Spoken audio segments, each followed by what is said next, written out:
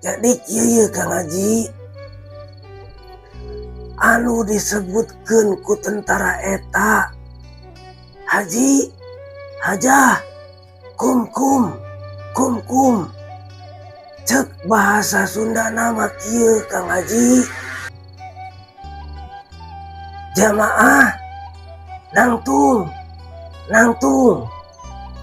terus aya kelanjutanana deui. Cerita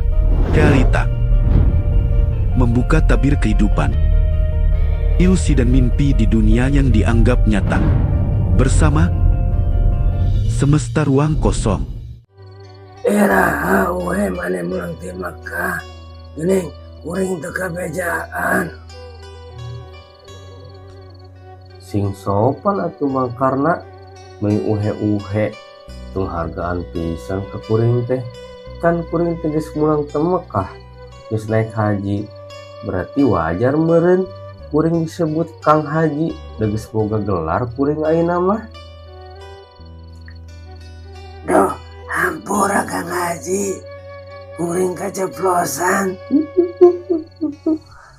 Da biasa sok kitu mun nyarita jeung Kang Haji teh, sok nyebatkeun nami. Nyakeun ayeuna mah dihampura ku kuring, tapi tong deui engke mah kuring nyebutkeun Kang Haji. Percuma atuh kuring ngeluarkeun biaya nu gede. Ari pas datang ka dieu makarna masih kena nyebutkeun uhe ka kuring. Oh nya makarna aya picaritaeun ieu. Luar biasa pokona mah picaritaeunana ieu. Picaritaeun naon atuh Kang Haji? Pengalaman Kang Haji pas di Mekah maksudna. Nya pengalaman kuring ketika ke di Mekah mangkarna pan kieu nya mangkarna samemeh tawaf ningan. Kan biasa rombongan teh sok giliran ningannya tawafna. Nah, pas bagian rombongan kuring tawaf aya penjaga anu osok ieu ningan mangkarna nyiapkeun giliran tawaf yang rombongan nu sejen anu pakaianana teh siga tentara kitu ningan. Tah ceuk jalma eta teh kieu, Haji Hajah kum kitu eta teh mangkarna. Nah nya kuring teh atoh mangkarna atoh nama geningan samemeh kuring beres nyelesaikeun rukun haji tepikeun kaberesna kuring geus dibere gelar, dihormati pisan di ditu mah mangkarna. Cangen acan geus disebutkeun haji, anu awewe geus disebutkeun hajah. Coba tah penghormatan luar biasa kan kitu mah. Oh, eta mah askar, petugas keamanan nu aya di Mekah Kang Haji. Oh nya meureun eta pokona mah pake baju tentara mangkarna ngan aya ngana ieu teh kuring asa bingung jeung kurang narima.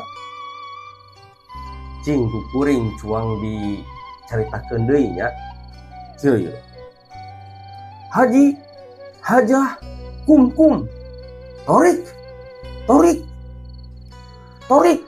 ketikun katin kali ta eta nyebutkeun torik. Berarti lamun kitu mah nya urang mulang ti Mekah teh kudu ngabubur beureum, ngabubur koneng, ngabubur bodas. Dan masalahna kumaha? Secara tidak langsung aran urang diganti teh jadi si torik mangkarna.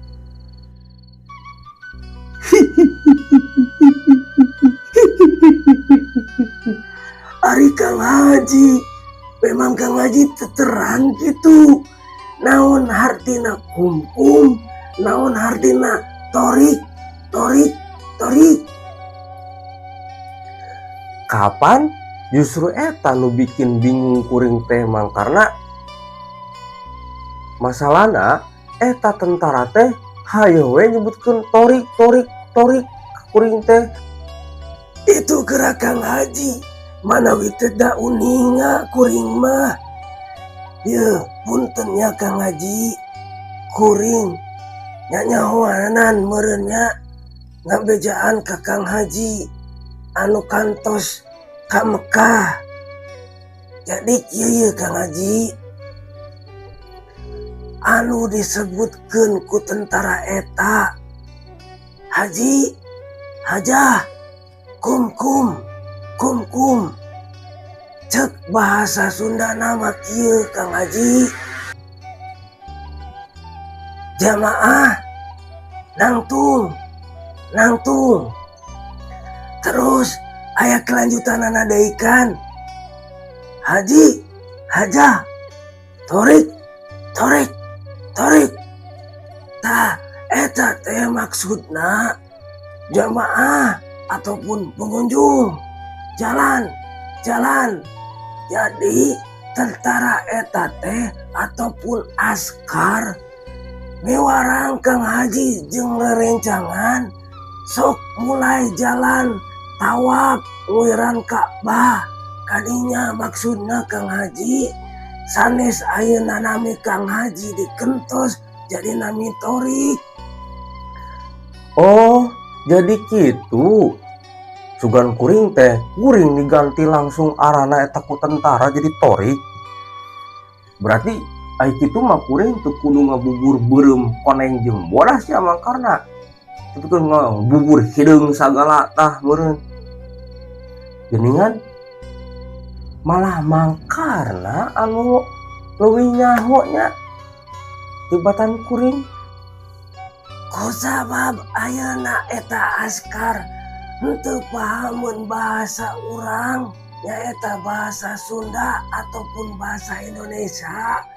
Jadi ku kebiasaanana seperti itu nu akhirna panggampangna supaya kabeh lumrah nya Kang Haji. Jadi nyebutkeun pengunjung ataupun jamaah laki-laki teh nyaeta haji, lamun awewe nyaeta hajah. Itu Kang Haji maksudna teh. Jadi punten ieu mah nya Kang Haji, hajah sareng haji teh hartosna teh pengunjung ataupun nyaeta jamaah sanes gelar. Aduh, jadi era kuring mangkarna tadi kita mangkarna neta hampura ka kuring pada nyebutkeun haji.